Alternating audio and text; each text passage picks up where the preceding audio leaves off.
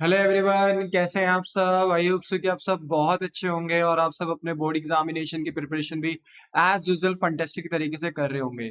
मेरे प्यारे बच्चों, आज का जो हमारा लेक्चर नंबर 53 होने वाला है वो होने वाला है as usual adjustment of capital के ऊपर, जहां पर हम अपने केस 4 को बेटा लर्न एंड अंडरस्टैंड कर रहे थे। मैंने आपको बेटा केस 4 से रिलेटेड जो एडजस्टमेंट ऑफ कैपिटल था उसका एक क्वेश्चन होमवर्क में दिया था, जो कि था क्वेश्चन नंबर 2, अगर आपको याद हो। ठीक है, हमारा एडजस्टमेंट ऑफ कैपिटल का केस नंबर 4 बेटा रनिंग में था। और यहाँ पर बेटा मैंने कुछ क्वेश्चंस आपको दिए थे, आई होप सो कि आपने वो किए होंगे। तो केस 4 का जो हमारा क्वेश्चन नंबर 2 था, ये मैंने आपको होमवर्क में दिया था और कहा था कि आप इसे करके लेकर आना। अगर आपने इसे कर लिया है तो वेरी गुड बेटा, और अगर किसी बच्चों को इस क्वेश्चन को करते वक्त अगर कोई डाउट वगैरह आया होगा तो वो डाउट ना रह जाए बेटा, तो इसलिए मैं इस क्वेश्चन नंबर 2 को आज की क्लास में सॉल्व करा रहा हूँ। और इसको करते साथ ही बेटा हमारा जो रिटायरमेंट ऑफ पार्टनर का पूरा चैप्टर है वो फिनिश हो जाएगा, क्योंकि adjustment of capital retirement of partner का लास्ट कंसेप्ट होता है। हमने ऑलरेडी केस 1 2 3 बेटा इसमें देख लिए थे। केस 4 में बेटा हम प्रोसेस में थे, और आज बेटा सेकंड क्वेश्चंस करते साथ ही हमारा ये केस 4 भी फिनिश हो जाएगा। तो विदाउट एनी डिले चलिए स्टार्ट करते हैं।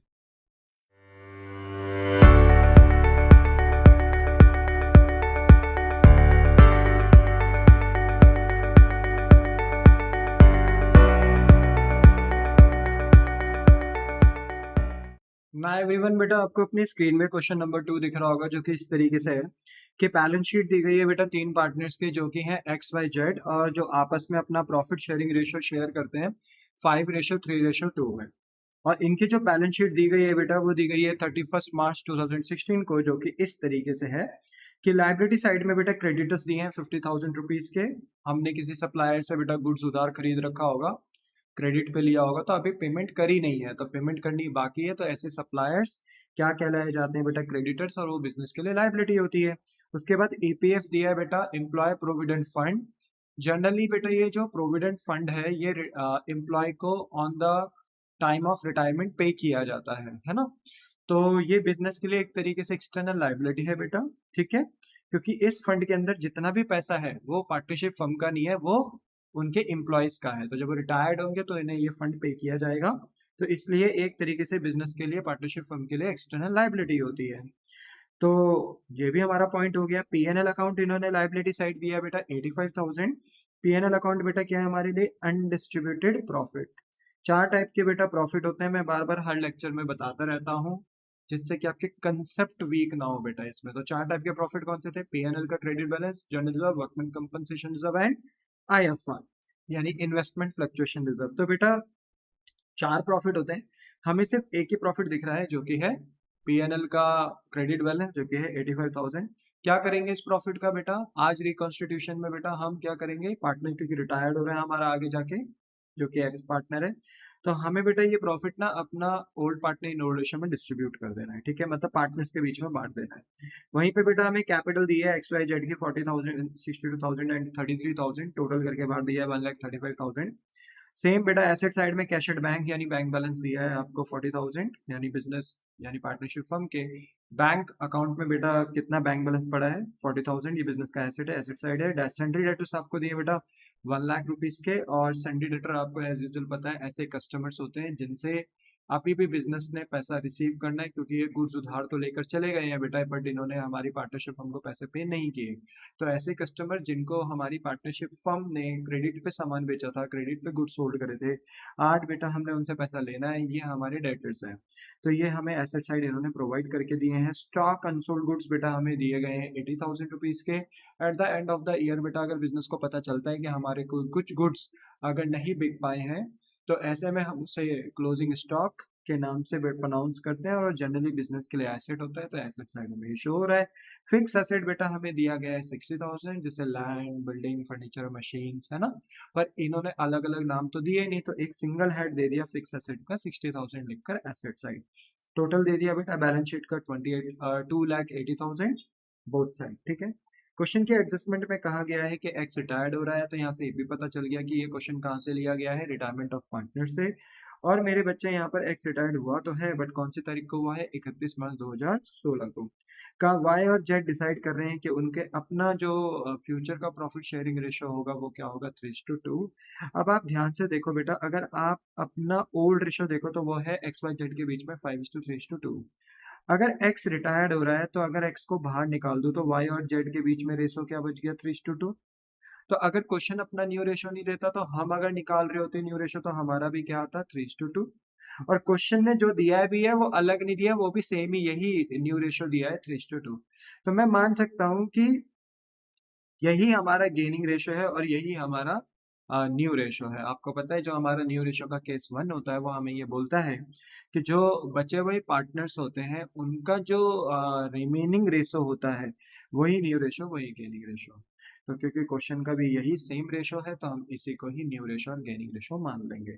हाँ, अलग अलग अगर मैं अलग से देता 5:3 या 7:3 कुछ अलग दे देता, तब आपको बेटा यहाँ पर अपना न्यू रेशो तो मैंने दिया हुआ होता, बट आपको गेनिंग रेशो कैलकुलेट करना होता है, new ratio minus old ratio. क्योंकि बेटा गेनिंग रेशो ना हमें रिटायरिंग पार्टनर की गुडविल को निकालने में हेल्प करता है। तो यहाँ पर देखो आगे यही लिखा है, the other terms of retirements were, कुछ अदर टर्म्स डिसाइड करेगा रिटायरमेंट के टाइम पे कि फर्म की गुडविल है 80,000। तो देखो फर्म की गुडविल 80,000 दे दी, यहाँ से हम रिटायरिंग पार्टनर की गुडविल निकालेंगे क्योंकि रिटायरिंग पार्टनर फर्म को छोड़कर जा रहा है तो उसे हमें गुडविल पे करनी होगी। तो यहाँ से फर्म की गुडविल से हम रिटायरिंग पार्टनर की गुडविल निकाल लेंगे, जो कि बहुत सिंपल है। अगर पूरे फर्म की गुडविल है 80,000 तो हमारे रिटायरिंग पार्टनर का शेयर क्या है? 5/10। तो हमें 80,000 का 5/10 निकालना है और हमें सिंपल पता चल जाएगा कि हमारे रिटायरिंग पार्टनर की गुडविल क्या है, जो कि है 40,000। बट ये 40,000 की गुडविल देंगे कौन? ये देंगे वाई एंड जेड। कौन से रेशो में? गेनिंग रेशो में। इसलिए मैंने बोला कि हमारा जो ये न्यू रेशो है ना यही गेनिंग रेशो हो जाएगा, क्योंकि अगर क्वेश्चन खुद से ये न्यू रेशो नहीं देता तो हमारा भी न्यू रेशो 3:2 ही आ रहा होता और उसी को हम गेनिंग रेशो मान रहे होते। तो यहाँ पे हम कहेंगे देखिए क्वेश्चन साहब आपने भी वही न्यू रेशो दिया है जो हमारा निकल रहा है, तो इसलिए हम इसी को ही गेनिंग रेशो पे मान लेंगे और ये होता है स्मार्ट वर्क। ठीक है, आप चाहें तो गेनिंग रेशो निकालिए, कोई दिक्कत नहीं है, new ratio minus old ratio करके। बट जब आपको पहले से पता है कि यही न्यू रेशो हमारा गेनिंग रेशो है तो क्यों आप एफर्ट लगाएं फालतू में? क्योंकि 3 घंटे का पेपर होता है, 6 घंटे का पेपर थोड़ी है आपका, है ना? तो याद रखो मेरे बच्चे, जहाँ टाइम बचा सको बचाने की कोशिश करो। ठीक है, आगे लिखा है बेटा कि बी पॉइंट में कि fix assets are to be depreciated to 57,500, यानी आपके फिक्स एसेट घट के कहाँ तक हो चुके हैं? 57,500 तक हो चुके हैं। तो पहले एसेट 60,000 का था, अब एसेट कितने का हो चुका है? 57,500। आपका फिक्स एसेट 2,500 से डाउन हो रहा है बेटा, रिड्यूस हो रहा है, आपका नुकसान हुआ है। ये नुकसान बेटा आप कहाँ दिखाएंगे? रीवैल्यूएशन अकाउंट में। सी पॉइंट में कहा है कि आपको अपना एक प्रोविजन भी बनाना है फॉर डाउटफुल डेट 5% का ऑन डेटर्स। तो देखो बेटा पुराने जो हमारे पास डेटर्स दिख रहे हैं बैलेंस शीट में, ये सारे के सारे गुड डेटर्स थे। मतलब हमें ना पहले कभी अपने डेटर पे शक नहीं होता था कि शायद फ्यूचर में कुछ डेटर, कुछ कस्टमर्स हमें पैसे देने से मना कर दें, यानी फ्यूचर में क्या हो जाए, कुछ डेटर्स बैड डेट हो जाए। हमें नहीं लगता था, हमें लगता था सारे डेटर्स अच्छे हैं, सच्चे हैं, सब पैसा देंगे। बट जिस दिन बेटा पार्टनर रिटायर्ड हुआ ना उस दिन पता चला कि हमें कुछ डेटर्स पे शक हो रहा है, और जो शक क्रिएट हो रहा है वो 5% पे हो रहा है। तो अगर मैं 1 लाख का अगर 5% निकालता हूँ ना, 1 लाख का 5%, तो बताइए कितना निकल कर आता है? ये 5,000 रुपीज का निकल कर आता है। यानी मुझे प्रोविजन मेंटेन करना है 5,000 रुपीज का ऑन डाउटफुल डेट, कि जो कि मेरा क्रिएट हो रहा है डेटर के ऊपर। यानी हमें लगता है कि फ्यूचर में शायद बैड डेट हो सकते हैं, नुकसान हो सकता है, तो उस नुकसान के लिए चलो आज ही प्रोविजन बनाते हैं 5,000 का। अब प्रोविजन जितने भी होते हैं चाहे उनके नाम कुछ भी हो, चाहे वो प्रोविजन फॉर टैक्स हो, चाहे प्रोविजन फॉर डेप्रिसिएशन हो, चाहे वो प्रोविजन फॉर डाउटफुल डेट हो, प्रोविजन वर्ड जहाँ लगता है ना बेटा वो बिजनेस के लिए लाइबिलिटी होता है, क्योंकि इसमें जो भी पैसा हम जमा करते हैं ना प्रोविजन के अंदर, वो पैसा बिजनेस अपनी मर्जी से कहीं यूज इधर उधर नहीं कर सकती है। ये उसी पर्पस के लिए यूज होता है जिस पर्पस के लिए प्रोविजन बनाया गया है। इसलिए ये प्रोविजन ना बेटा बिजनेस के लिए लायबिलिटी होता है। तो देखो जो हमने प्रीवियस क्वेश्चन किया था ना, प्रीवियस लेक्चर में, लेक्चर नंबर 52 में, वहां पर देखो पुरानी बैलेंस शीट में डेटर्स थे बट हमें पहले से कुछ डेटर पे शक हो रहा था, पहले से ही हमने पहले से एक प्रोविजन बना रखा था। पर क्या यहाँ इस क्वेश्चन में हमें अपने डेटर्स पे पहले से कोई शक था? नहीं, पहले हमें सारे डेटर्स अच्छे नजर आते थे, गुड नजर आते थे, बट अब हमें शक हो रहा है अपने डेटर के ऊपर। कितने परसेंट का बेटा? 5% का, और हम बना रहे हैं उसका प्रोविजन। बोलो क्लियर है? प्रोविजन हम जितना बनाएंगे हमें होगा नुकसान, और ये नुकसान इसलिए हो रहा है क्योंकि हमारी प्रोविजन नाम की लायबिलिटी बढ़ रही है, तो लायबिलिटी बढ़ेगी तो नुकसान होगा और इस नुकसान को हम रिवोल्यूशन के डेबिट साइड दिखाएंगे। डी पॉइंट में कहा अ liability for a claim included in a creditor for ₹10,000 it settled at ₹8,000। कहने का मतलब क्या है बेटा कि क्रेडिटर्स हमारे पास ₹50,000 के हैं, इसके अंदर एक क्रेडिटर ने क्लेम करा था ₹10,000 का, जिसको हम कितनी पेमेंट कर रहे हैं 8,000। सेटल्ड, सेटल्ड मतलब हमने पे कर दिया कितने में ₹8,000 में। तो सोचो हमने 10,000 पे करने चाहिए थे बट हमने उसको बोलते हैं ना उसके साथ बार्गेन करी, उसको सेटल कर दिया ₹8,000 में। हमने कहा यार भाई देख ऐसा है 10,000 की पेमेंट करनी है तेरे को, पर तू ₹8,000 में मान लेना यार, प्लीज मान लेना मान लेना। तो उसने कहा ठीक है यार चल कोई बात नहीं, तो इतने रिक्वेस्ट कर रहा तो ठीक है, तो 10,000 के बजाय मुझे कितना दे 8,000 दे। तो यहाँ पर बताओ हमारी पार्टनरशिप फर्म को बार्गेन करने में फायदा हो गया कि नहीं हुआ? सर हो गया। हमने 10,000 की लायबिलिटी को कितने में सुलटा दिया? ठीक है 8,000 में सुलटा दिया। तो कहने का मतलब ये है बेटा कि यहाँ पर 2,000 का पार्टनरशिप फर्म को फायदा हो गया। ठीक है, और ये फायदा कहाँ जाएगा? रीवैल्यूएशन अकाउंट के क्रेडिट साइड में। फिर बेटा नेक्स्ट पैरा में लिखा है कि हम अमाउंट पेड करेंगे सारा का सारा एक्स को। आपको पता है ये केस फोर्थ है। यहाँ पर बेटा एडजस्टमेंट ऑफ कैपिटल के केस फोर्थ में हम रिटायरिंग पार्टनर को पूरी पेमेंट करते हैं। तो हम यहाँ पर अमाउंट पेड करेंगे एक्स को, और जितनी भी पेमेंट होगी, जो भी कमी बेसी आएगी वो वाई और जेड लाएंगे कुछ इस तरीके से कि उनकी कैपिटल प्रोपोर्शनेट हो जाएगी उनके प्रॉफिट शेयरिंग रेशो में। यानी ये कहीं ना कहीं अपनी कैपिटल एडजस्ट कर रहे हैं और कुछ इस तरीके से एडजस्ट कर रहे हैं कि ये सारा का सारा अमाउंट पेड करेंगे एक्स को, कौन? Y and Z. बट इनकी शर्त है कि इन्हें अपने बैंक अकाउंट में कितना बैलेंस छोड़ना है? 15,000 छोड़ना ही है। और वो जरूरी भी है बेटा, क्योंकि बिजनेस के ना डे टू डे एक्सपेंसेस होते रहते हैं, तो डे टू डे एक्सपेंसेस करने के लिए हमें बैंक में कुछ ना कुछ अमाउंट तो छोड़ना पड़ेगा। ऐसा तो है नहीं कि हम रिटायरिंग पार्टनर को पे करने के लिए पूरा बैंक अपना यूटिलाइज कर लेंगे, फिर डे टू डे एक्टिविटी को कैसे करेंगे? इसलिए बेटा 40,000 का ना देखो आपके पास बैंक बैलेंस है, बट इस 40,000 में से ना 40,000 में से, ठीक है, हमने 15,000 ना एट अ टाइम अपने पास रखना है, एट अ टाइम अपने पास रखना है। तो बताओ हम अपना बैंक बैलेंस कितना यूटिलाइज कर सकते हैं? 25,000 ये यूटिलाइज कर सकते हैं। पर मैं आपको एक बात बता दूं बेटा, हमने ₹8,000 अपने क्रेडिटर्स को भी तो पे किया है ना, सेटल्ड कर दिया हमने, पे कर दिया। तो हम 25 भी यूटिलाइज नहीं कर सकते। ₹8,000 हम और लेस करेंगे इसमें से, क्योंकि हम 8,000 क्रेडिटर को पे कर देंगे। तो बताइए हमारे पास फिर बैंक बैलेंस यूटिलाइज करने के लिए कितना है? 17,000। तो ये जो ₹17,000 का बैंक बैलेंस बच रहा है हमारे पास ना, ये बैलेंस हम पे करने में लगा सकते हैं। किसको? रिटायरिंग पार्टनर को। रिटायरिंग पार्टनर का जितना भी बैलेंस आ रहा होगा ना बेटा पे करने के लिए, उसमें से 17,000 का बैलेंस हम उसको बैंक से पे कर सकते हैं। बट बाकी जो डिफिशियंसी आएगी, बाकी की जो पेमेंट करनी होगी, वो वाई और जेड लेकर आएंगे कुछ इस तरीके से कि उनकी कैपिटल भी एडजस्ट हो जाएगी। बोलो बात समझ में आई? ये कंसेप्ट है। ये ₹8,000 जो हम क्रेडिटर को पे कर रहे हैं ना बेटा, ये पिछले क्वेश्चन में नहीं था, ये इस क्वेश्चन में दिया है मैंने, जिससे कि आपकी नॉलेज और एनहेंस हो सके। इसलिए मैंने ये आपको होमवर्क में दिया था कि अगर आप इसे करेंगे तो आपके डाउट्स निकल कर आएंगे और फिर आप क्वेश्चन को बहुत अच्छे तरीके से समझेंगे, अंडरस्टैंड करेंगे। ठीक है, चलो बोलो आपको बात समझ में आ गई? The answer is yes. Question की डिमांड है पीएनएल एडजस्टमेंट बनाओ, पार्टनर्स कैपिटल अकाउंट बनाओ। अगर ये क्वेश्चन बेटा बोर्ड एग्जाम्स में पूछा जाता तो फिर मैं इतना ही करता जितना बोला है। पीएनएल एडजस्टमेंट बोले तो रीवैल्यूएशन अकाउंट आपको बनाना है और पार्टनर्स कैपिटल अकाउंट आपको बनाना है। बट यहाँ पर बेटा हम बैलेंस शीट भी प्रिपेयर करेंगे, ओके, क्योंकि ये हमारा प्रैक्टिस सेशन है, हम प्रैक्टिस कर रहे हैं क्वेश्चंस की। जितना प्रैक्टिस कर सके उतना बढ़िया है। तो यहाँ पर हम बैलेंस शीट भी प्रिपेयर करेंगे, बट एज पर बोर्ड हमें रिवोल्यूशन अकाउंट और पार्टनर्स कैपिटल अकाउंट ही प्रिपेयर करना था। पर आपको पता है रिवोल्यूशन अकाउंट भी हम पहले क्रिएट नहीं करते हैं। हमारा जो बेटा सीक्वेंस होता है ना फुल फ्लैज क्वेश्चंस को करने का, चाहे वो विदाउट एडजस्टमेंट ऑफ कैपिटल के क्वेश्चन हो चाहे एडजस्टमेंट ऑफ कैपिटल के क्वेश्चन हो, जो फुल फ्लैज क्वेश्चंस किए जाते हैं उनमें हम पहले working note, revolution account, partners capital account, cash bank and balance sheet prepare करते हैं। तो ऑब्वियस सी बात है इसने पे एंड एडजस्टमेंट, रिवोल्यूशन अकाउंट और पार्टनर्स कैपिटल अकाउंट पूछा है, बट हम इससे पहले वर्किंग नोट ड्रॉ करेंगे। जनरली बेटा जो वर्किंग नोट हमारा होगा ना, जो वर्किंग नोट हमारा होगा, बेसिकली वर्किंग नोट में हम सबसे पहले एग्जामिनर को यही सॉल्व करके बताएंगे कि फर्म की गुडविल को हम एडजस्ट कर रहे हैं कौन से रेशो में? गेनिंग रेशो में। तो गेनिंग रेशो यहाँ पे वाई और जेड का क्या होने वाला है? 3:2। ये हमें दे ही रखा था 3:2, यही न्यू रेशो, यही गेनिंग रेशो मान लिया हमने। ठीक है, हमने बताया एग्जामिनर को भी फर्म की गुडविल कितनी है? 80,000। वहां से हमने किसकी गुडविल निकाल ली? एक्स की, जो रिटायरिंग पार्टनर है। तो कैसे निकालेंगे एक्स शेयर ऑफ गुडविल? हम कहेंगे अगर पूरे फर्म की गुडविल कितनी है? 80,000, तो हमारे रिटायरिंग पार्टनर का शेयर कितना है? 5/10 है ना। रिटायरिंग पार्टनर का शेयर क्या है, अगर ओल्ड रेशो 5:3:2 था तो एक्स पार्टनर का शेयर क्या है 5/10। तो 80,000 का अगर हम 5/10 निकालते हैं तो 40,000 की गुडविल आती है। तो ये 40,000 की गुडविल बेटा एक्स को कौन देंगे, वाई एंड जेड देंगे। कौन से रेशो में बेटा, गेनिंग रेशो में, जो कि 3:2 है। तो यहाँ पे वाई बोलेगा देख भाई एक्स तेरे को 40,000 की गुडविल मिलनी है, बट मैं तो तेरे को उतने से ही दूंगा जितने से मैं गेन कर रहा हूँ। तो वाई कितने से गेन कर रहा है, 3/5 से, यानी 3:2 रेशो है, तो 3/5 शेयर हो गया वाई का। तो सॉल्व करेंगे, 5 के टेबल में 48 टाइम जाता है बेटा, और 8 3 24 हो गया। वहीं बेटा जेड का देखें तो जेड भी बोलेगा एक्स तेरे को गुडविल मिलनी चाहिए 40,000, बट मैं तेरे को उतना ही दूंगा जितना मैं गेन कर रहा हूँ। तो गेन ये कितने से कर रहा है, 2/5 से।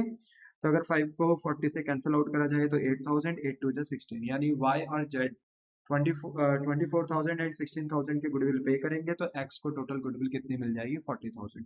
तो ये ना हमारा पहला वर्किंग नोट बनकर तैयार हो गया, किसका बेटा, ये बनकर तैयार हो गया हमारा एडजस्टमेंट ऑफ फर्म गुडविल का। ठीक है, इसके बाद बेटा मैं यहाँ पर देखो जो डाटा मुझे छुपाना चाहिए मैं छुपा देता हूँ अभी। ठीक है, चलो ये बोलो क्लियर है, ये लो सर। ठीक है, आपको समझने में आसानी होगी इसलिए इसको मैंने हाइड कर दिया। ठीक है, देखो हमारा सेकंड नोट होता है एडजस्टमेंट ऑफ कैपिटल का। और सबसे पहले हम यहाँ पे नई फर्म की कैपिटल निकालेंगे, क्योंकि एडजस्टमेंट ऑफ कैपिटल के क्वेश्चन में सबसे इंपॉर्टेंट टास्क होता है नई फर्म की कैपिटल निकालना। केस 1 में बेटा हमें नई फर्म की कैपिटल दी हुई होती थी तो हम निकालते नहीं थे, सीधा उसी को कंसिडर कर लेते थे। केस 2 में बेटा हमारे पास था कि जो भी हमारे पार्टनर्स की कैपिटल एडजस्टेड होती, क्योंकि नई फर्म की कैपिटल गिवन नहीं होती केस 2 में, तो जो भी हमारी रिमेनिंग पार्टनर्स की एडजस्टेड कैपिटल होती है उसी को ऐड करके हम नई कैपिटल ट्रीट कर लेते हैं। केस 3 में बोला रहता है कि रिटायरमेंट के दिन, जिस दिन पार्टनर रिटायर्ड हो रहा है उस दिन जो बैलेंस शीट के अंदर, पुरानी बैलेंस शीट के अंदर जो ओवरऑल कैपिटल है उसी को क्या मान लो, नई कैपिटल, तो हम उसी को मान लेते थे। और ये है केस 4, जहां पर हम नई फर्म की कैपिटल कैसे निकालेंगे, कि यहाँ पर हम एडजस्टेड कैपिटल ही लेंगे रिमेनिंग पार्टनर्स की, जो हमारे वाई और जेड रिमेनिंग पार्टनर्स है उन्हीं के एडजस्टेड कैपिटल लेंगे, बट उसमें ऐड कर देंगे शॉर्टेज, क्योंकि हम रिटायरिंग पार्टनर को पूरा पे करेंगे, बट उतना पैसा पार्टनरशिप फर्म के पास होगा नहीं कि हम रिटायरिंग पार्टनर को पे कर पाए। तो जितनी शॉर्टेज अराइज होगी ना बेटा, वो शॉर्टेज हमें यहाँ पे कंसिडर करनी होगी। अच्छा, शॉर्टेज का फॉर्मूला क्या है, शॉर्टेज का फॉर्मूला है कि भाई हमें रिटायरिंग पार्टनर को पे कितना करना है। अब देखो ये सब बातें तो तभी पता चल पाएंगी जब हम पार्टनर्स कैपिटल अकाउंट ड्रॉ करेंगे, बट यस हमें सबसे पहले यही देखना है कि हम अमाउंट पेबल जो रिटायरिंग पार्टनर का वो कर कितना रहे हैं, और उसमें से माइनस कर देना है कैश बैंक बैलेंस यूटिलाइज, कि हम अपने कैश और बैंक का बैलेंस कितना यूटिलाइज कर सकते हैं। तो हमें ये तो पता है कि हम कैश और बैंक का बैलेंस कितना यूटिलाइज कर सकते हैं, 17, याद है ना। वैसे तो 40,000 का बैलेंस था, 15,000 हमें छोड़ के रखना है तो उतना हम लेस कर देंगे, और 8,000 बेटा हमने अपने क्रेडिटर को पे करने में भी लगा दिया, तो बैलेंस जो अल्टीमेटली बचा वो 17,000 ही बचा। तो जो 17,000 का बैंक बैलेंस है ना, वही यूटिलाइज किया जा सकता है रिटायरिंग पार्टनर को पे करने में। हाँ, अगर मैं अपने क्रेडिटर्स को कुछ पे ना करता तो फिर मेरे पास यूटिलाइज करने के लिए कितना था, 25, तब मैं 25 यूटिलाइज कर सकता था रिटायरिंग पार्टनर को पे करने में। ठीक है, पर फिलहाल हमें यहाँ पे क्रेडिटर को भी पे कर रहे हैं बेटा 8,000 रुपीज, तो 25,000 में से 8,000 लेस करते हैं तो फिर 17,000 ही बचता है।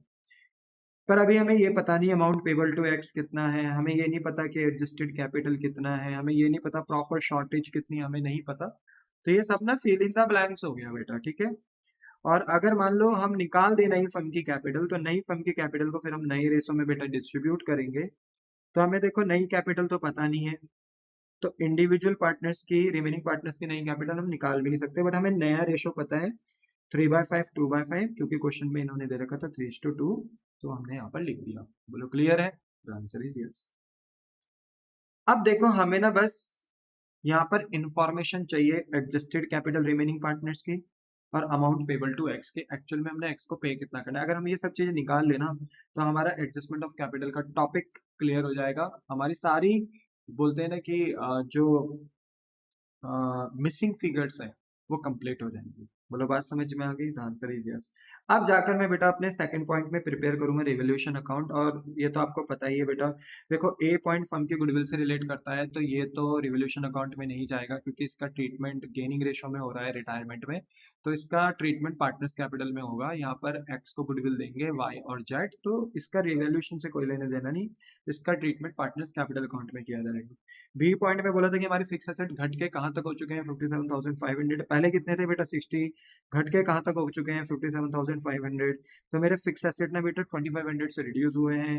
मुझे 2500 से अगर अपना फिक्स एसेट रिड्यूस करना है तो मैं रिवोल्यूशन अकाउंट में से कर दूंगा, दिखा दूंगा अपना एक्सपेंस कि ये मेरा एक्सपेंस हो गया। बाकी रिवोल्यूशन अकाउंट का फॉर्मेट सबको पता है, particular amount, debit side expense की, क्रेडिट साइड इनकम की। वहीं पे बेटा देखा जाए तो हमारे पास यहाँ पे सी पॉइंट में बोला है कि प्रोविजन फॉर डाउटफुल डेट बनाना है 5% का। अब सोचो अगर हम प्रोविजन बनाएंगे तो हमारे पास डेटर्स कितने के हैं, 1 लाख के।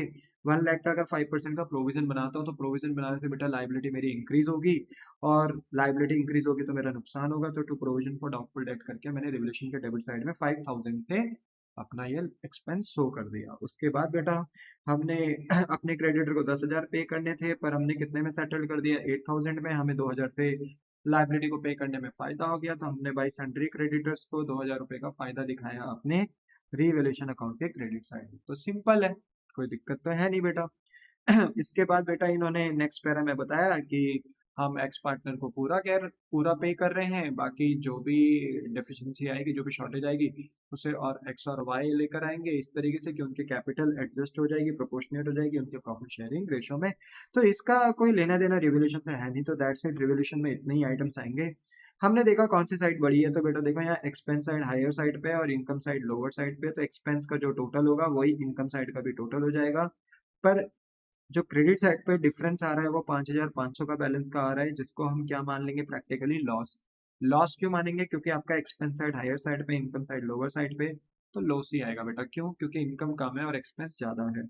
एक्स वाई जेड के बीच में बेटा अगर हम लॉस बांटते हैं तो कितना बचेगा, लॉस 5500, क्योंकि अगर डेबिट का टोटल 7500 है तो 2000 लेस करोगे तो लॉस आएगा 5500। इस 5500 के लॉस को बेटा हम तीनों पार्टनर्स के बीच में बांटेंगे in old profit sharing ratio, क्योंकि आप ऐसी बैलेंस शीट के एसेट्स और लायबिलिटी रिवैल्यू कर रहे हो जो ओल्ड बैलेंस शीट के अंदर आइटम अपेयर हुए। इन्हीं एसेट और लायबिलिटी को तो रिवैल्यू कर रहे हैं ना, और इन्हीं से तो प्रॉफिट लॉस हो रहा है। तो ये पुरानी बैलेंस शीट के आइटम थे, तो इनका जो प्रॉफिट लॉस आएगा रिवोल्यूशन का, इन्हें ओल्ड रेशो में ही बांटा जाएगा, जो कि है 5:3:2, यानी 5/10, 3/10, 2/10। अगर आप बांटते हो तो x को बेटा लॉस मिलेगा 2750, y को मिलेगा 1650 और z को मिलेगा 1100। टोटल लॉस कितना आ गया, 5500, जो कि आपने आउटर कॉलम में शो कर दिया। Debit credit both side equal हो गया 7500। आई होप सो कि इतना आपको समझ में आ गया होगा।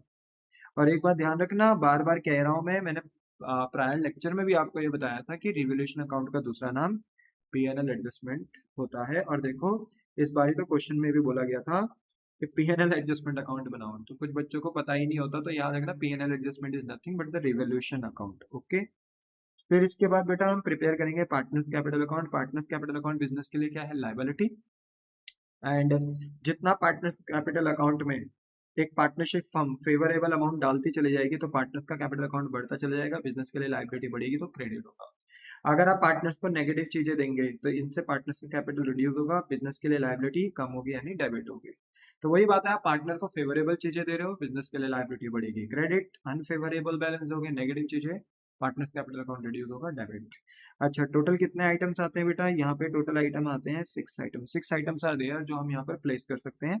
सबसे पहले बेटा हम लिखते हैं opening balance, by balance brought down. Opening balance credit side से इसलिए स्टार्ट होता है बेटा क्योंकि पार्टनर्स कैपिटल बिजनेस के लिए क्या होती है, लायबिलिटी। हर क्वेश्चन में बोला है बेटा मैंने, हर क्वेश्चन में, जिससे कि आपका ना कोई कंसेप्ट अगर आप भूल भी रहे हो ना तो आप भूलो ना कभी, ठीक है, तो याद रखना, ठीक है। तो बाय बैलेंस ब्रॉट डाउन, तो ओपनिंग बैलेंस आपको कहाँ से पता चलेगा, पुरानी बैलेंस शीट से। तो देखो एक्स वाई जेड की हमने कैपिटल कॉपी करी 40, 62 एंड 33,000 एंड उसे पेस्ट कर दिया पार्टनर्स कैपिटल अकाउंट में क्रेडिट साइड में 40,000, 62,000, 33,000। बोलो क्लियर है, बिग थम्स अप। तो ये पहला पॉइंट हो गया। सेकंड पॉइंट होता है रिवोल्यूशन का प्रॉफिट या लॉस। देखो आपने रिवोल्यूशन से क्या कमाया, आपने रिवोल्यूशन से कमाया लॉस, ठीक है। तो जब लॉस आया रिवोल्यूशन में तो वो क्रेडिट साइड में आया, पर जब आप अपने पार्टनर को लॉस दोगे, नेगेटिव चीज दोगे, तो उनसे ना पार्टनर्स का कैपिटल अकाउंट रिड्यूस हो जाएगा एंड अल्टीमेटली बिजनेस भी बोलेगी कि हमारी भी लायबिलिटी कम होगी क्योंकि पार्टनर का कैपिटल अकाउंट रिड्यूस हो रहा है क्योंकि हम उन्हें लॉस दे रहे हैं। तो टू रिवोल्यूशन अकाउंट का लॉस दे रहे हैं बेटा, लॉस हमने कॉपी किया एक्स वाई जेड का और यहाँ पर पेस्ट कर दिया, बस बात खत्म। कॉपी पेस्ट है बस, देखो, ठीक है। तो ये सेकंड पॉइंट हो गया। थर्ड पॉइंट होता है एडजस्टमेंट ऑफ गुडविल। तो बताइए फर्म की गुडविल कितनी थी 80, हमने एक्स की गुडविल निकाली थी 40, वाई और जेड कितनी दे रहे थे 24,000, 16,000। तो देखो वाई और जेड ना गुडविल दे रहे हैं किसको, एक्स को, तो एक्स का अकाउंट ना इंक्रीज हो जाएगा, अप हो जाएगा।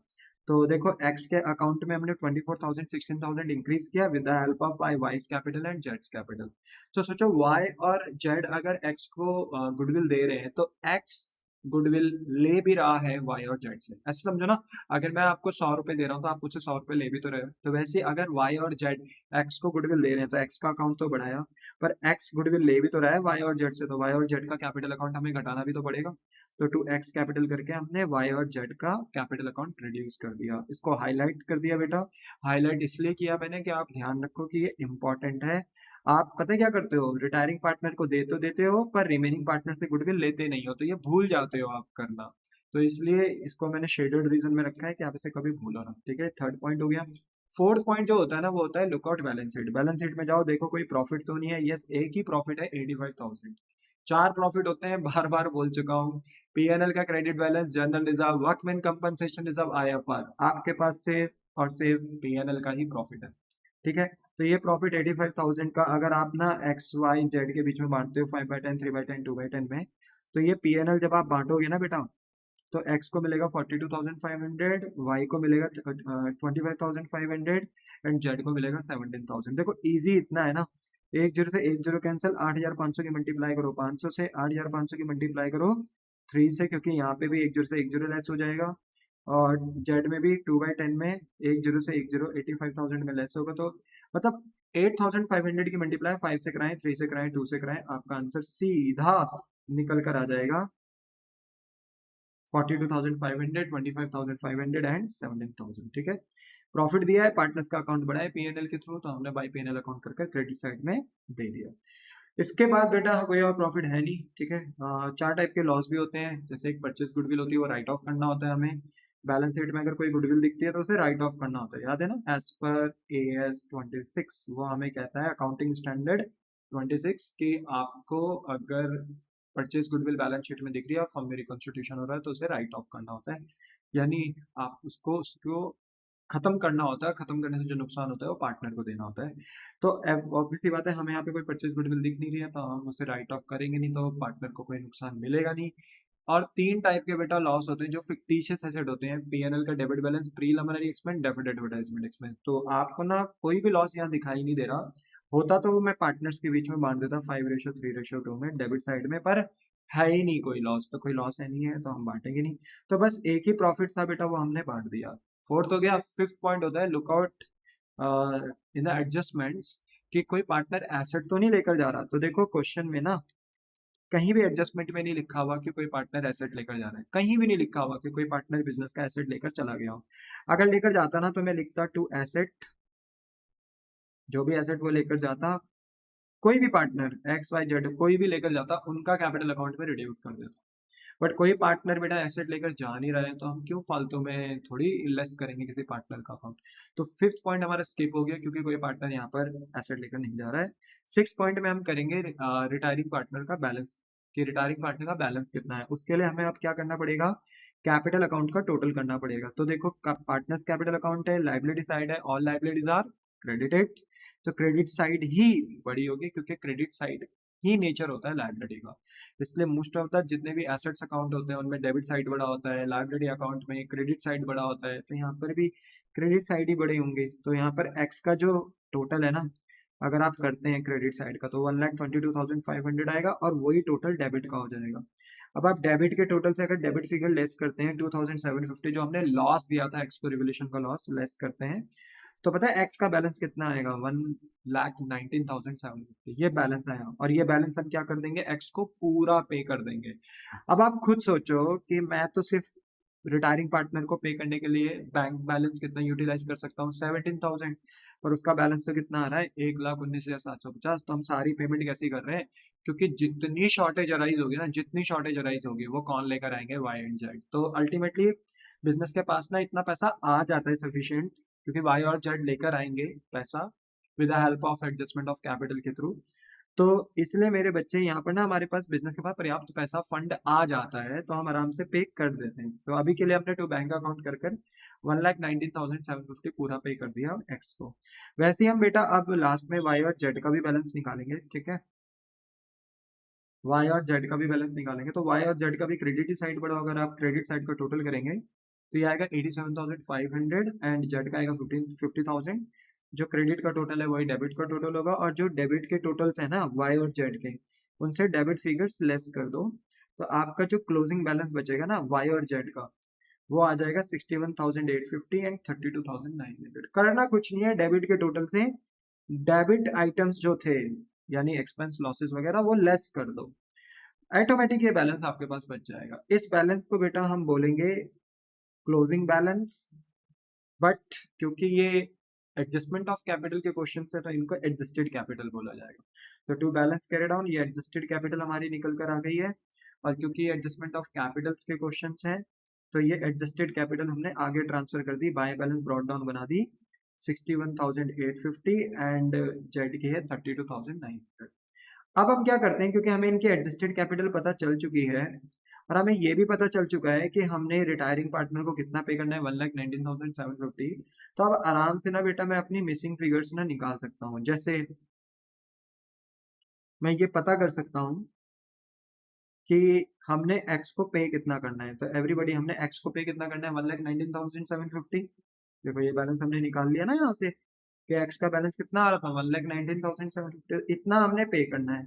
पर हम अपना कैश और बैंक बैलेंस यूटिलाइज कितना कर सकते हैं, सिर्फ 17, क्योंकि 40,000 था, 15,000 रखना है, बैलेंस यूटिलाइज करने के लिए आ रहा था 25, बट हम अपने क्रेडिटर्स को कितना पे कर रहे हैं 8,000, तो बैंक बैलेंस यूटिलाइज करने के लिए कितने पैसे बच रहे हैं 17, तो 17,000 यूटिलाइज कर सकते हैं। अब आप ये बताइए 1,19,750 रिटायरिंग पार्टनर को पे करना है, 17,000 बैंक बैलेंस से यूटिलाइज कर सकते हैं, तो कितनी शॉर्टेज आ रही है माइनस करके पता कर लीजिए, ये आ जाएगा 1,02,750, ये शॉर्टेज राइज हुई। अब ये शॉर्टेज राइज हो गई है तो हम इसको आराम से अपनी न्यू फर्म की कैपिटल के कैलकुलेशन में लिख सकते हैं कि हमारी शॉर्टेज आई है 1,02,750, और हमें एडजस्टेड कैपिटल भी अब रिमेनिंग पार्टनर्स के पता चल चुकी है। वाई की और जेड की एडजस्टेड कैपिटल आई थी बेटा 61,850 एंड 32,900। हमने बस बेटा यहाँ से कैपिटल कॉपी किया एडजस्टेड कैपिटल और यहाँ पे पेस्ट कर दिया। बोलो बात समझ में आ गई। अब जैसे ही बेटा हम इन कैपिटल्स को ऐड करेंगे एडजस्टेड कैपिटल को और शॉर्टेज को ऐड करेंगे तो हमारे पास पूरी नई फर्म की एक कैपिटल निकल कर आ जाएगी जो है 1,97,500। कुछ नहीं करना, ऐड करना है, ऐड आप कर सकते हैं, और ऐड करके ये आ गया नई फर्म की कैपिटल 1,97,500। अब हम बी पॉइंट में क्या करेंगे, इसी नई फर्म की कैपिटल को ना बेटा, इसी नई फर्म की कैपिटल को हम क्या कर देंगे नई रेशो में बांट देंगे। तो अब हमें नई कैपिटल पता चल चुकी है, तो अब हम नई कैपिटल प्लेस कर सकते हैं 1,97,500 वाई और जेड में, और इसको बांट सकते हैं इनके न्यू रेशो में जो कि है 3:2, तो 3/5, 2/5 इनका शेयर हो गया। और अगर हम सॉल्व करते हैं बेटा 5 से आप 1,97,500 को कट करिए, जितना टाइम्स कट होगा उसको मल्टीप्लाई करें 3 से, आपका आंसर आ जाएगा कि y की नई कैपिटल कितनी है 1,18,500। सिमिलरली आप z की भी ऐसे निकाल सकते हैं 1,97,500 को मल्टीप्लाई करें 2/5 से, 5 को कट करें 1,97,500 से, तो जो बैलेंस आएगा उस बैलेंस को मल्टीप्लाई करें 2 से, तो ये फाइनली आंसर आएगा 79। तो इनकी नई कैपिटल निकली, हमने यहाँ से इन्हें कॉपी किया और हमने इस एडजस्टेड कैपिटल को तो बनाया बेटा आगे जाके ओपनिंग, पर जो हमारी क्लोजिंग कैपिटल आएगी ना वो सही मायने में एडजस्टेड नहीं, कौन सी आएगी नई कैपिटल। तो नई कैपिटल हमने निकाल ली 1,18,500 एंड 79,000 कॉपी किया, और इस नई कैपिटल को हमने यहाँ पर क्या कर दिया पेस्ट कर दिया। तो यहाँ पर ना बेटा अब हमें बस ये देखना है कि पुरानी कैपिटल थी कितनी, पुरानी कैपिटल देखो थी कितनी, बैलेंस ब्रॉट डाउन पुरानी कैपिटल थी कितनी 61,850, बट उन्हें करनी कितनी है y को 1,18,500। इसका मतलब यह है कि y की कैपिटल पहले ना पार्टनरशिप फर्म में कम लगी हुई थी, उसे और कैपिटल लगानी है। तो कितनी लगानी है, तो हम करेंगे कुछ नहीं 1,18,500 में से माइनस कर देंगे 61,850 को, तो ये बैलेंस निकल कर आया 56,650, यानी y और कैपिटल लेकर आएगा, बाय बैंक अकाउंट कर और कैपिटल लेकर आएगा 56,650, और जब कैपिटल और लेकर आएगा तो बिजनेस के लिए लायबिलिटी बढ़ेगी, तो ये क्रेडिट साइड में ही आएगा। मतलब बात समझ में आई। सर करंट क्यों नहीं लिखा बेटा, क्वेश्चन में कहीं करंट लिखा ही नहीं है, और यहाँ करंट से हो भी नहीं सकता क्योंकि हम यहाँ रिटायरिंग पार्टनर को पूरा पे करते हैं, पूरा पे करने के लिए बिजनेस के पास उतना बैलेंस होना भी चाहिए बैंक में, तो इसलिए बेटा अगर हम यहाँ करंट से एडजस्ट कर देंगे तो बैंक बैलेंस इंक्रीज नहीं हो पाएगा, तो यहाँ करंट अकाउंट से वैसे भी केस फोर्थ में एडजस्टमेंट नहीं होती है। ठीक है, तो ये बात ध्यान रखना। तो यहाँ बैंक से ही एडजस्टमेंट हो रही है बेटा, तो यहाँ पर वाई और कैपिटल लेकर आया 56,650। वैसे जेड का देखेंगे, जेड की ओपनिंग कैपिटल बेटा एडजस्टेड कैपिटल 32,900 है, बट उसे करनी कितनी है, करनी कितनी है बेटा 79,000। तो इसका मतलब ये है कि पुरानी कैपिटल कम है जेड की, बट उसे नई कैपिटल ज्यादा करनी है। इसका मतलब ये है कि यहाँ पर हमारा जो जेड पार्टनर है वो भी और कैपिटल लेकर आएगा, और निकाल लेंगे कैसे, 79,000 में से माइनस कर दीजिए 32,900, तो पता चल जाएगा कि जेड और कैपिटल कितनी लेकर आएगा, 46,100। अब देखो एक्स और जेड ना, सॉरी वाई और जेड और कितनी एडिशनल कैपिटल लेकर आ रहे हैं, 56,650 एंड 46,100 ला रहे हैं, क्योंकि उनकी कैपिटल एडजस्ट हो रही है। पुरानी कैपिटल कम है, नई कैपिटल ज्यादा है, तो और कैपिटल लेकर आ रहे हैं। अब जितनी कैपिटल ये लेकर आ रहे हैं ना, रफ में जाके अगर आप इसे प्लस करोगे तो ये आएगा 1,00,000, ठीक है, 1,02,750। तो इसका मतलब ये है मेरे बच्चे कि आप देखो शॉर्टेज भी कितनी आ रही थी, 1,02,750। तो यहाँ पर ना केस फोर्थ की खूबसूरती होती है कि कैपिटल एडजस्टमेंट रिमेनिंग पार्टनर कुछ इस तरीके से करते हैं कि जितनी शॉर्टेज अराइज हो रही है वो फुलफिल हो जाती है, यानी पार्टनर जितनी कैपिटल एडजस्ट करते हैं उसका अमाउंट उतना ही होता है जितना शॉर्टेज आ रही होती है, ठीक है। तो बोलो क्या आपको बात समझ में आई, हाँ सर। तो देखो ये आपका पार्टनर्स कैपिटल अकाउंट भी बनकर तैयार हो गया। इसके बाद बेटा हम बनाएंगे अपना bank account. Bank account business के लिए होता है एसेट, फॉर्मेट सबको क्लियर है, पर्टिकुलर अमाउंट पर्टिकुलर अमाउंट। जितना आप बैंक बैलेंस बढ़ाएंगे डेबिट, जितना आप घटाएंगे वो क्रेडिट होगा। आप बताइए पुरानी बैलेंस शीट में क्या आपको बैंक बैलेंस दिख रहा है, हाँ 40,000, तो ये बेटा बैंक अकाउंट में बनेगा opening balance, to balance brought down 40,000। बस आपको ये देखना है बेटा कौन पार्टनर पैसे लेकर आया है, कौन पार्टनर पैसे लेकर गया है। तो देखो बेटा वाई पार्टनर और जो जेड पार्टनर है उनकी कैपिटल एडजस्ट हुई थी ना बेटा, देखो तो वो घर से पैसा लेकर आ रहे हैं। वाई ला रहा है 56,650, 46,100, यस इनसे इनकी कैपिटल बढ़ गई है, बट बिजनेस के पास पैसा भी आ चुका है, तो बिजनेस का बैंक बैलेंस बढ़ जाएगा टू वाइज कैपिटल टू जेड्स कैपिटल, कितने से 56,650 एंड 46,100। और वहीं बेटा आपने रिटायरिंग पार्टनर को पेमेंट भी करी है। आपने बेटा अपने रिटायरिंग पार्टनर को जब पेमेंट किया तो कितना पेमेंट किया था बेटा, 1,19,750। तो ये देखो इससे बिजनेस का बैंक अकाउंट रिड्यूस भी हो गया, 1,19,700। तो पैसा गया है तो क्रेडिट साइड में आया बाय एक्स कैपिटल अकाउंट पर। आप यहाँ पर भूल जाते हो कि आपने बेटा अपने क्रेडिटर्स को भी पेमेंट की है 8,000 की, वैसे 10,000 करना था पर कितने में मना लिया उन्हें, 8,000 में सेटलमेंट हो गया 8,000 में, तो आपका जो पेमेंट हुआ होगा बैंक से वो 8,000 ही हुआ होगा। तो अब देखो 40,000 ओपनिंग में था, 56,650 और पैसा आया वाई की कैपिटल के थ्रू, क्योंकि वाई ने अपनी कैपिटल एडजस्ट करी। जेड भी और कैपिटल का पैसा लेकर आया बेटा बिजनेस में, क्योंकि इसकी भी कैपिटल एडजस्ट हुई। तो टोटल पैसा आया 1,42,750, और 1,42,750 में से अगर एक्स को जो पे किया है वो माइनस कर दो, क्रेडिटर को जो पे किया है वो माइनस कर दो, तो ऑटोमेटिक जो बैलेंस बचता है बेटा एंड में बैंक अकाउंट में बाय बैलेंस कैरी डाउन, क्योंकि क्रेडिट साइड में ही बैलेंस बचेगा, क्योंकि बैंक एसेट होता है बेटा बिजनेस का। और मोस्टली बेटा बैंक की एसेट साइड यानी डेबिट साइड बड़ी होती है, तो ये डेबिट साइड बड़ी होगी हायर साइड पे, पर क्रेडिट साइड लोअर साइड पे होगी, तो जो बैलेंस बचेगा वो क्रेडिट साइड पे बचेगा। पर याद रखना क्रेडिट साइड पे बच रहा है तो ये नेगेटिव बैलेंस नहीं है, ये बैलेंस बच रहा है, ये दोबारा कहाँ से स्टार्ट होगा, डेबिट से। तो जिसका क्रेडिट में बैलेंस बच रहा है वो डेबिट को रिप्रेजेंट करता है, जिसका डेबिट में बैलेंस बचता है वो क्रेडिट को रिप्रेजेंट करता है, ये बात आपको ध्यान में रखना है, ठीक है। तो देखो हमारा अल्टीमेटली कितना बैलेंस आया बैंक में, 15,000, और आना ही था बेटा क्योंकि हमने कैलकुलेशन करी ही कुछ इस तरीके से। 40,000 का बैलेंस था, 15,000 ऑलरेडी डिडक्ट कर दिया, वो सेव कर दिया। 25,000 था, 8,000 क्रेडिटर्स को पे कर दिए, तो 17,000 यूटिलाइज कर दिए रिटायरिंग पार्टनर को पे करने के लिए। तो मेरे बच्चे कहीं ना कहीं जो हमने सेट असाइड रखा था बैलेंस, जिसको हम कहीं यूटिलाइज नहीं कर सकते, वो था 15, इसलिए बैंक का जो बैलेंस आया एंड में वो 15 ही आया, ठीक है ओके। फिर हमने प्रिपेयर करा बेटा बैलेंस शीट। बैलेंस शीट की बेटा वही दो साइड्स लाइबिलिटीज एंड एसेट्स, ठीक है। लाइबिलिटी साइड को सॉल्व किया, सबसे पहले बेटा कैपिटल अकाउंट लिखा वाई एंड जेड का।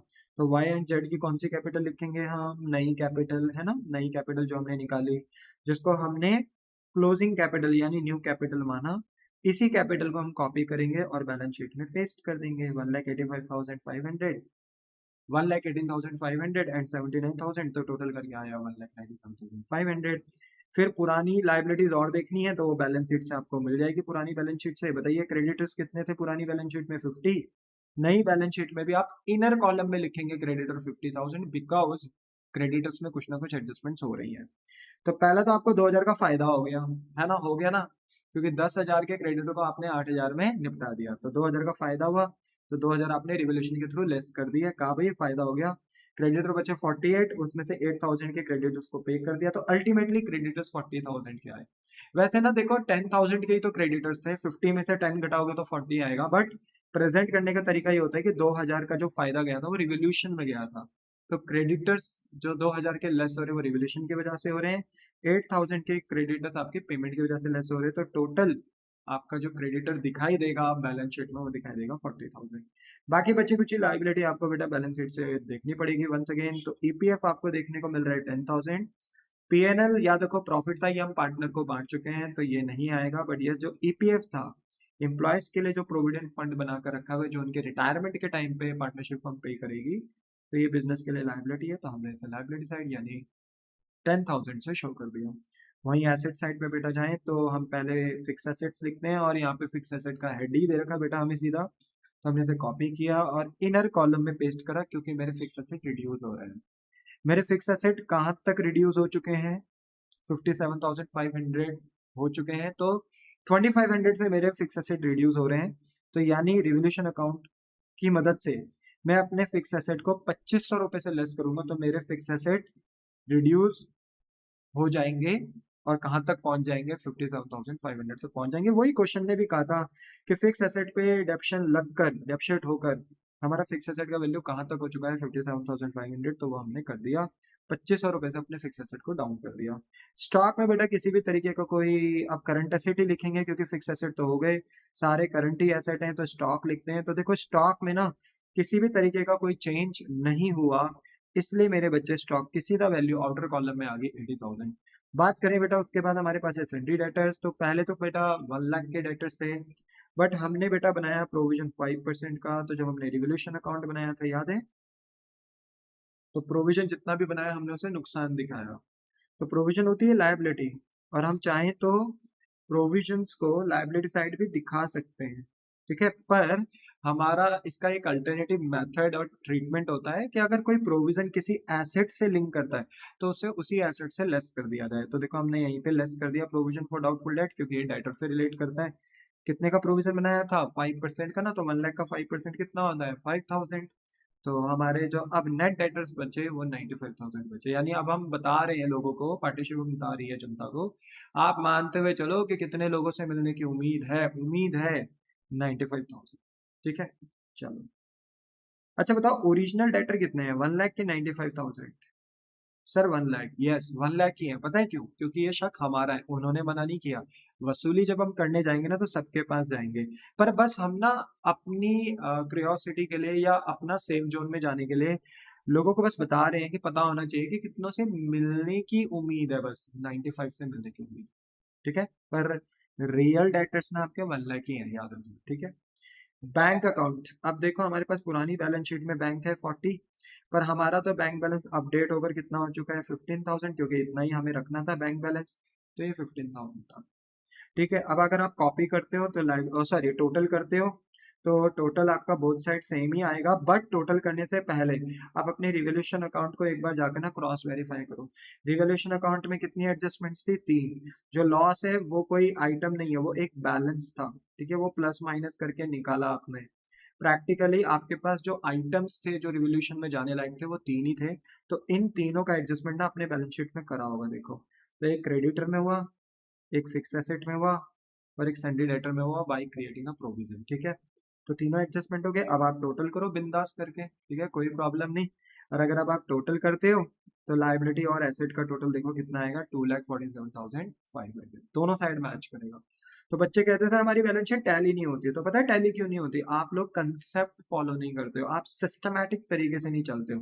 आपने मेरा आंसर देखा बेटा मैं किस तरीके से सॉल्व कर रहा हूँ, पहले मैंने प्रॉपर वर्किंग नोट्स बनाए, जो नहीं पता था उसको मैंने फिल इन द ब्लैंक्स छोड़ दिया, प्रॉपर रिवोल्यूशन अकाउंट बनाया, पार्टनर्स कैपिटल अकाउंट बनाया, जैसे ही मुझे एडजस्टेड कैपिटल और रिटायरिंग पार्टनर को कितना पे करना है पता चला, वैसे ही बेटा मैंने फिर अपने एडजस्टमेंट ऑफ कैपिटल के अंदर fill in the blanks fulfil कर ली, जैसे शॉर्टेज निकाल ली, ठीक है, एडजस्टेड कैपिटल पता नहीं थी तो वो लिख दी, वहां से मुझे नई फर्म की कैपिटल पता चली, फिर नई रेशो में मैंने उसे बांट दिया, नई कैपिटल निकाली, फिर बेटा उस नई कैपिटल को पार्टनर्स कैपिटल में नई कैपिटल की जगह पे पुट करा, नई कैपिटल को पुरानी कैपिटल से कंपेयर करा, पता चला कि जो भी रिमेनिंग पार्टनर्स है वो और कैपिटल लेकर आ रहे हैं, है ना, उनकी कैपिटल एडजस्ट हो रही है, हमने देखा वो उतना ही पैसा लेकर आ रहे हैं जितना शॉर्टेज अराइज हो रहा है, फिर हमने बैंक बैलेंस अपना चेक करा तो उसके लिए बैंक अकाउंट बनाया, पता चला क्लोजिंग बैलेंस हमारा 15,000 ही आया, है ना।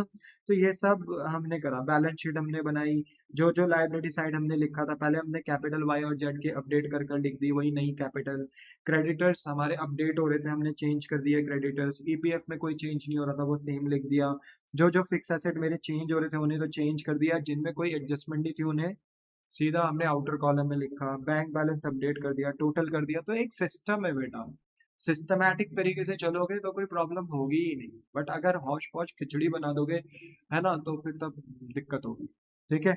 इसलिए मैं आपसे यही उम्मीद करूंगा बेटा कि आप चीज़ों को बहुत अच्छे तरीके से लर्न करेंगे, अंडरस्टैंड करेंगे, टाइम टू टाइम रिवाइज करेंगे सिस्टमैटिक तरीके से, ठीक है।